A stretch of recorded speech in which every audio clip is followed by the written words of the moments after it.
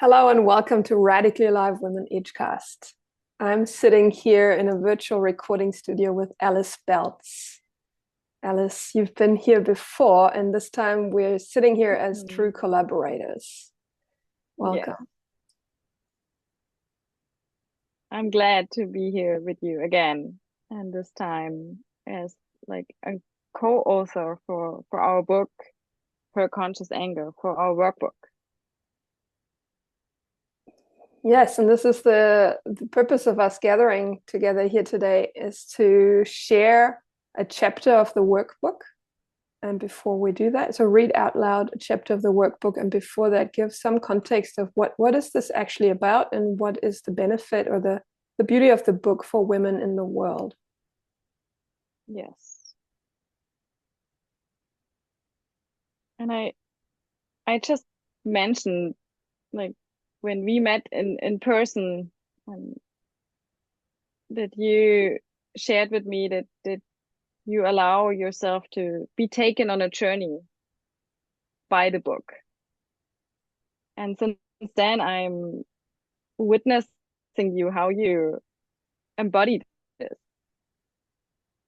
And I would love to start from there and to hear how is it going for you to be on the journey with the book.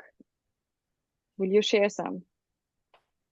Yes, I had a wise woman give me this hint, and she said, Julia, you've got a book, follow the book. And so whenever I don't know what to do, I go, follow the book. Okay, book.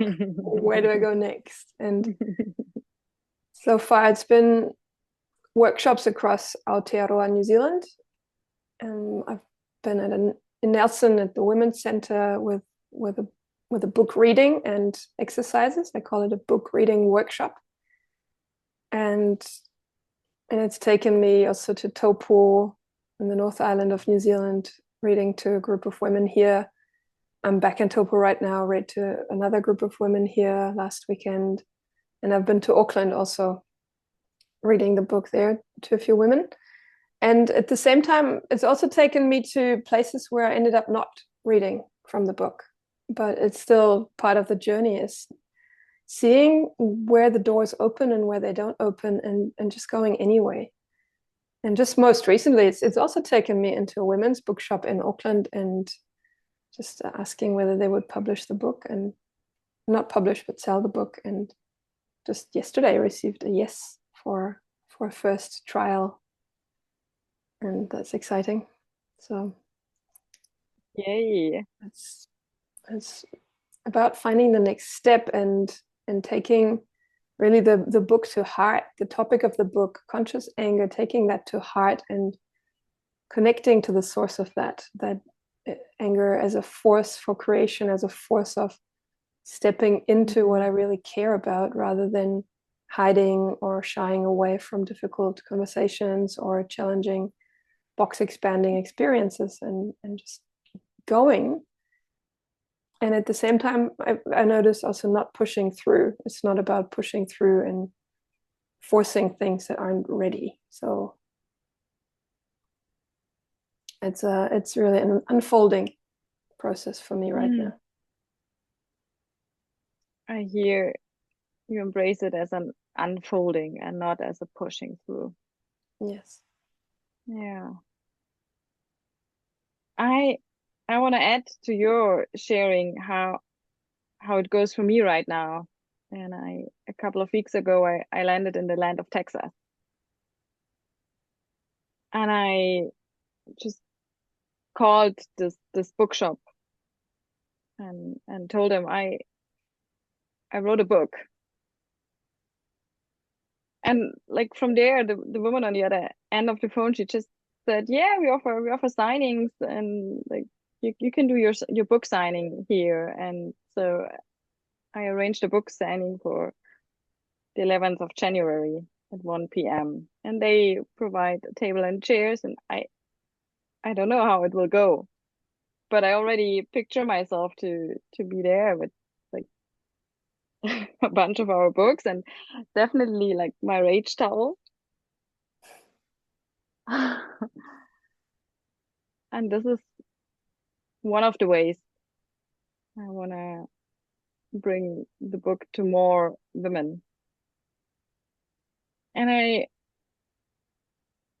want to say something about what I really care about, or like we really care about, is the experiential level. It really matters to me that it's a workbook, because I notice I can talk a lot about anger and how it is a neutral form of energy, and how it serves the creation in my life and what I want to create in my life, and to say no and yes. And in the book, as we have writing exercises and practices, it really encourages the reader and the women to experience it on a deeper level than just the mind. And this, I really care about that. So that women can embody their anger and step into their power from there. This is what I notice is that it's becoming a rewiring inside from experience of anger is bad to anger is anger. And then I've been traveling and been around a lot of women in the last year, and it's so the freshness of clear women is just opening up my heart so much. And that is the quality of anger, the clarity. And that makes expansion possible, makes love possible, makes for a new culture to emerge where women actually speak their honest, authentic truth. Yes. Where they speak up for what really matters to them. And I see the necessity for the world to change in that matter, that women stop hiding and women show themselves, and not having to make a show of it either, but just standing in their power and their authority. Yeah. Yes. And I delete the just. I mean, it's a big step for many, and it is amazing to witness. I agree. Like I feel alive when I hear you speaking about freshness and clarity. And for me, it's, you also mentioned the word love, and I notice the more I own my anger, the more I I guard my space, my space to be love and to embody more love in my life. And this is such a great experience, that my anger helps me to be a more loving and kind person. And this is for me the new map of anger. And I really take a stand for myself and for other women, so that they learn to set their boundaries, and so that they can open their hearts more and be more love. And I also love to bring that for me, like owning my anger, like I so much, this is so much needed to also be in a relational space with women, with men, and especially to be in a romantic relating. Like I could not be in a romantic, authentic relating without having my yes, having my no's, having my boundaries, and to be really fully authentic. And just this morning, I held space, and it was so much about keeping my center and not giving my center away. And yeah, this is just one of the possibilities anger gives us, to keep our center.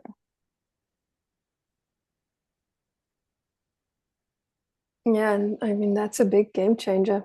It changes the world around you, right? If you're no longer adapting or rebelling against someone in the room, but you can actually start to create from having your center. Yes.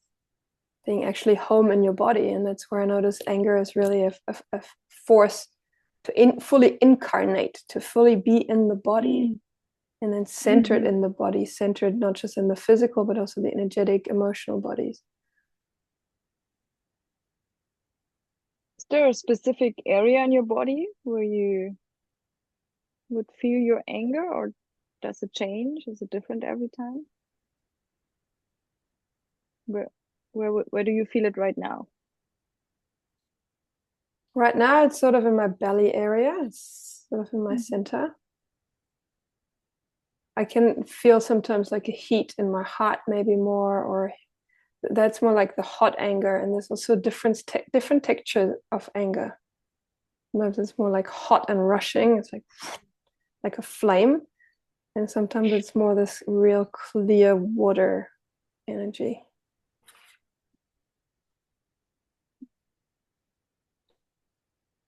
Speaking about, yeah, it's my center. So inside of my body, like the womb area. It's where like my centeredness is actually like where I source my being centered from. And also in my bones, especially in my legs, connecting me with the earth.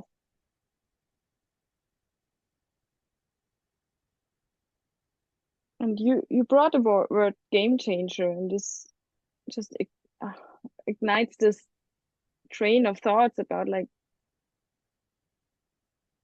about my journey of anger, and without going too much into the past. It was like a remarkable point for me on my journey while I discovered my anger. And it was the shift from unconscious anger to really conscious anger. At some point I noticed I'm against. Like, I'm against something or anything. Like I could finally feel I'm angry. I didn't pretend I'm not angry. So this was already a huge step on the journey. And then what? Like now I'm against. And this is also not what I wanted to create in my life. And then this shift, I created this shift from really noticing and experiencing, like I can use my anger not to be against something, but to create something. So, like, if this does not work for me, what's my proposal?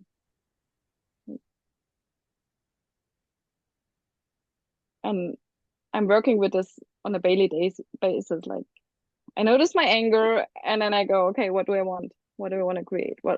Which proposal is necessary? Wow. So that's probably why you chose that we're going to read the chapter that we're going to read. And I said yes to that. Before we go there, I'd like to just say something about the structure of the book, or the way the book works and how it's come to be the way it is now. Said we both wanted to create a workbook, so a book for experiencing something different. And so the most value that women will get out of this book is by reading it and actually doing, like, we have exercises and writing exercises, and then experiments, writing exercises, and a practice to take into your everyday life. And so the most benefit will be if you actually go through these exercises and practices. And yet, even just reading it, I hear women that say, yeah, I haven't gone through all these exercises yet, but I'm getting so much out of it already. So I trust that already helps to focus and helps to get more attention, awareness on the conscious side of anger.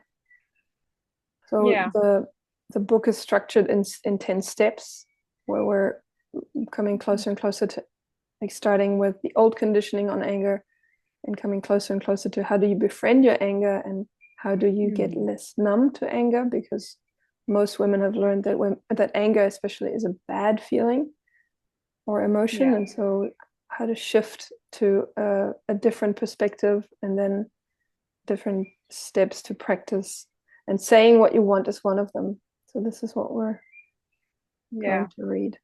Let me add, like, people who know me, like they know I love experiments. Like, so I really want to bring that, like, if you get a chance, the experiments is like where I feel like this helps the most to come from the intellectual place, like from the mind, into like letting it sink into your body, into your bodies. So I'm a big favor of doing experiments, and I wanna add the golden keys and the aliveness box are really vulnerable sharings from both of us. The golden keys is like they're golden because like they're gold. Like this is really the knowledge and the wisdom. And the aliveness spark is our experiences on our journey we offer to our readers, followed by then experiments, writing exercises, and practices. Yeah, and the way the first part, the golden keys and the aliveness sparks, was written is that my main focus was on the golden keys, and your main focus, Alice, was on the aliveness sparks.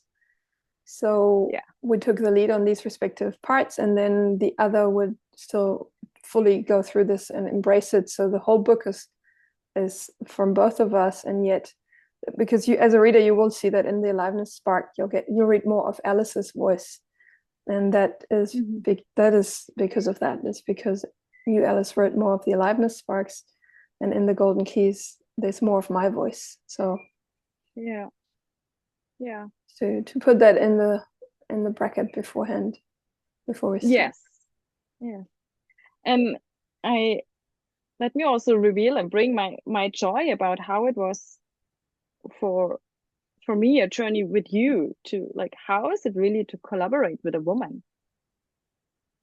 So I like with anger and fear and sadness and joy, and I so much honor and value this experience, and it's still going on like now that the book is on the market, and how do we move from there, and you transform and I transform, and so the book is also like for me an example how can women collaborate in a new way. Yes, thank you for mentioning. I mean, that is a big part of my experience too. Yeah, appreciate this journey with you also. Yeah. Okay. Shall we start? Yes.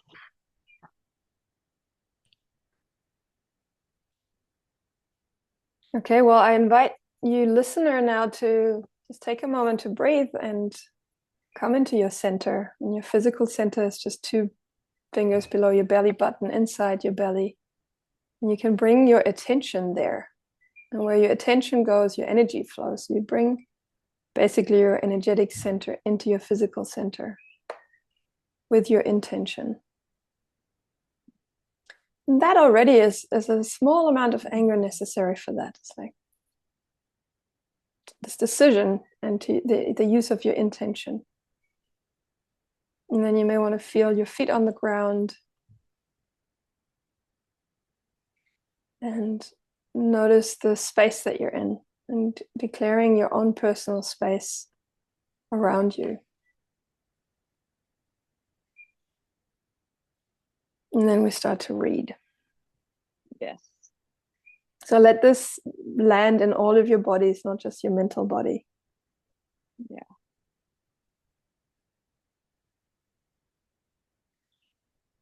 Julia, I want to start with the first sentence and then hand over. I thought so. To you. We don't even need to speak about this. Go. So I'm jumping directly to page 60, step 10. That's a golden key, and I start in the middle. It says, for many women, when asked what they want, the struggle is already in knowing what they want, let alone saying it. The feeling of anger on the new map has information for you on what you want. Anger also has the energy for you to ask for that. That way, it truly is on your side. You know what you want from the clarity of your anger. You might still be scared, and yet you know it, which means you can also say it. Saying what you want changes you. It makes you visible with what matters to you, thereby making you vulnerable. Saying what you want is an offer, not a command or a demand. That means the other can say yes or no. Either could be scary for you to receive. Hearing a no can be scary because many have learned to equal a no with rejection. Maybe surprisingly, hearing a yes can also be quite scary because it means that you get what you want, and that takes away many of your victim stories and can steer you into uncharted territory.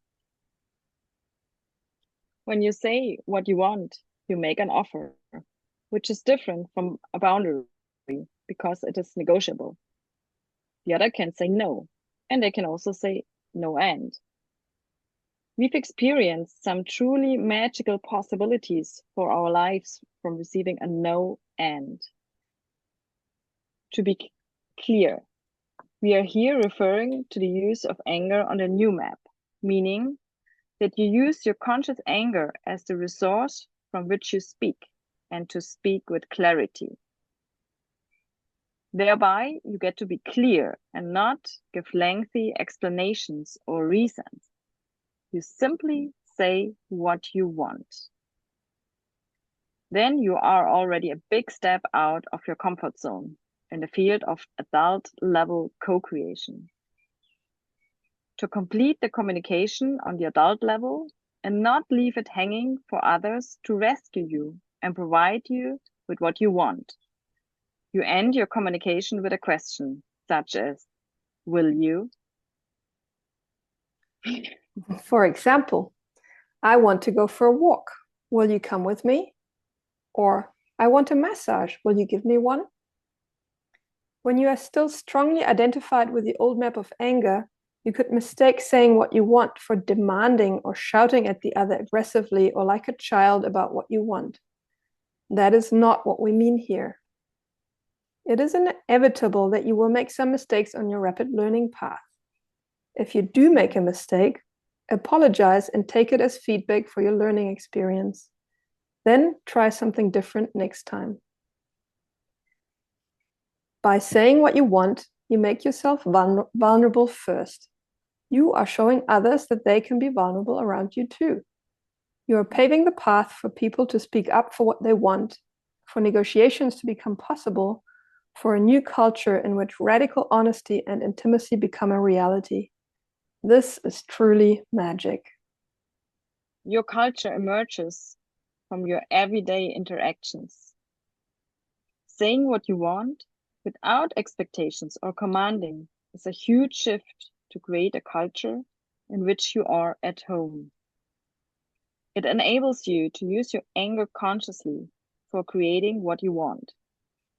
It allows you to use your anger for what it is designed for, to use it for your life. Your conscious anger will include at times something you are against. However, anger against is usually on the old map of anger. Your anger for what you want will be mostly on the new map of anger. It is worth finding out how this expresses differently in you. Aliveness spark. Make a proposal. So one day a friend asked me, Alice, you softened. Did you stop your rage practice? Ha, no way. Over weeks, equipped with my new best buddy, my rage towel, I asked every woman I met, will you rage with me for 3 minutes?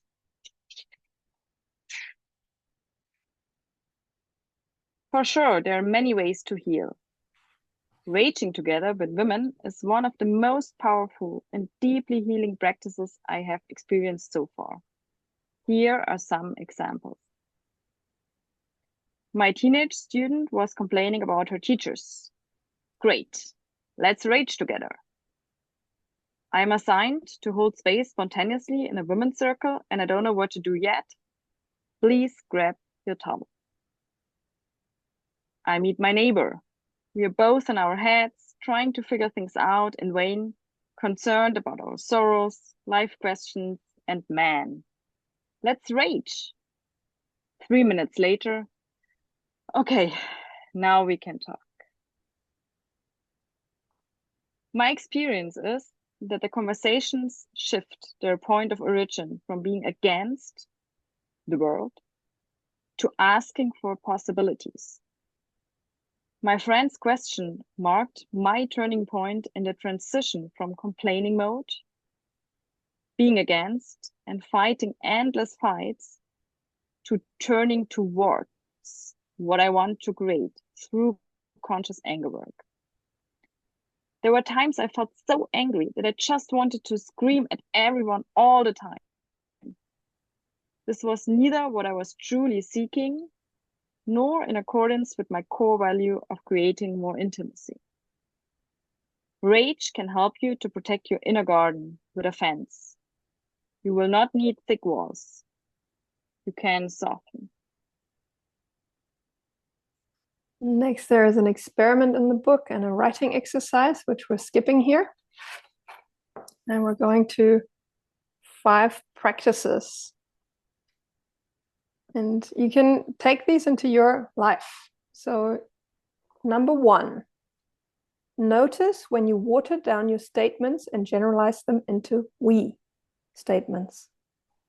Also notice when you leave requests hanging, such as, I would love, without asking an actual question of whether the other will do that. Practice saying clearly what you want with statements that begin with I and then add, will you? Number 2, each time that you notice you are against something or you are not aligned with your core values, look inside yourself and say, this does not work for me. What do I want instead? What's my next step towards it? And then try something else. It requires you to say no to certain invitations, places, and people. The next layer of your practice is to ask people what they want. This way, you get to know your friends better and you might enjoy interesting conversations with strangers.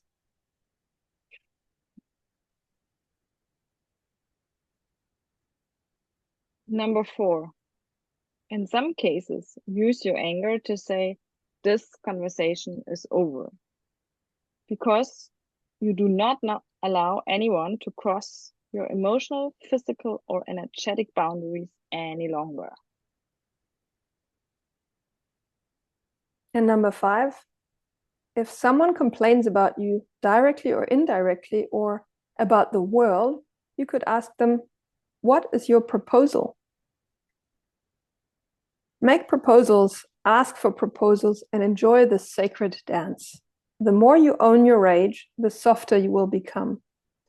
With your rage, you make space for love, because only when you create a safe space for yourself to be truly present in your body are you ready to create love.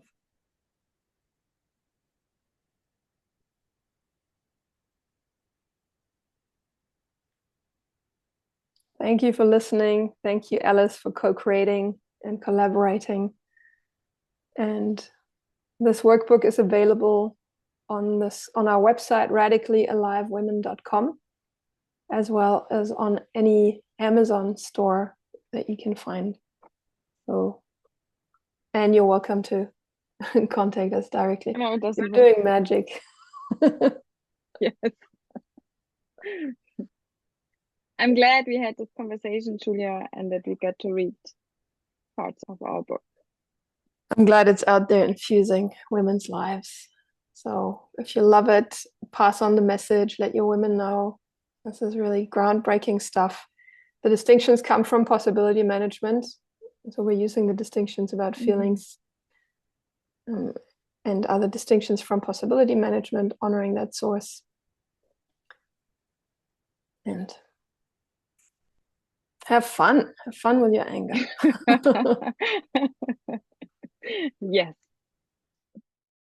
Imagine that you could become so radically alive that you would create not only the life that you love, but also the culture that comes through you, that your being is designed to create. This is what this Edgecast is about. This is what this Edgecast aims to inspire in you as you listen to this right now. And this could be a daunting thing. And daunting is not a problem. Daunting simply means it's new, it's scary, and why not do it anyway? This is where evolution lies. Evolution is there where the fear is.